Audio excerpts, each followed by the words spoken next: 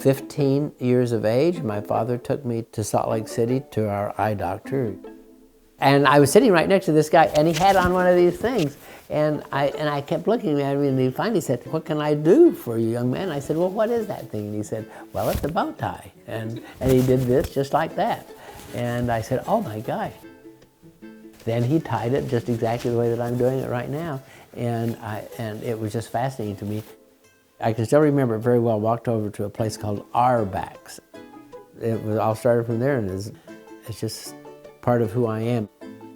I grew up in a very, very, very, very small town in rural America, and I thought it was one of the best things in the world. You know, I had no access to television, did not have a movie theater.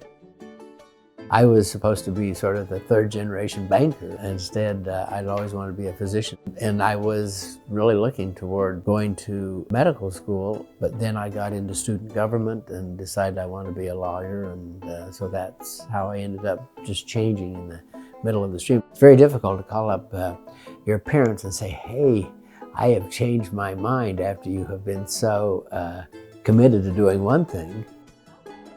When you make that decision, there's nothing wrong with looking to find out the opportunities that exist in other areas and say, "Wait a second, that might be where my strength is." One of the things through our Strength Finders process we're doing is really helping young people to find out what their strengths are. I think that in my own journey, it would have been very helpful to have some of the things we're doing now.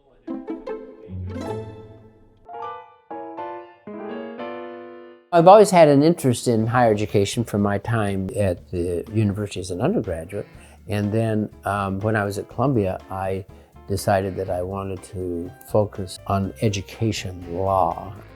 So I did both my law degree and my doctorate in education at Columbia simultaneously. BYU had decided they wanted to start a law school, and so that's what we did. I became the associate dean. And it was from there that I was recruited to come to West Virginia University as dean of the law school.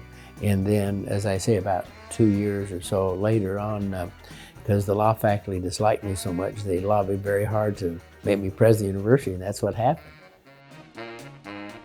During my first tenure here, I really had to learn by just doing.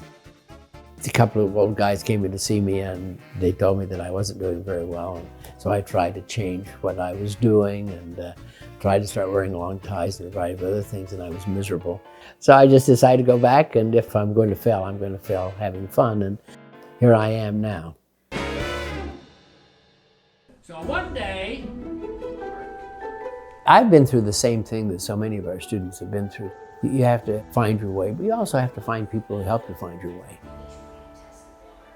At this university, what I'm trying to do personally is to make certain that we always give students a sense of their own purpose, that they really do have the opportunity to achieve no matter what their circumstances are. We just need to be their helpmate.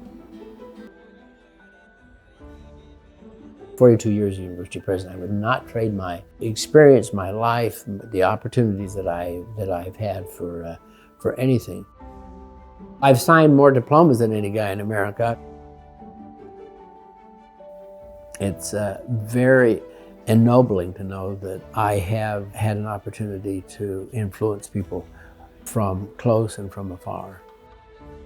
I think that the opportunity to see what you've done and see it as a journey is very important.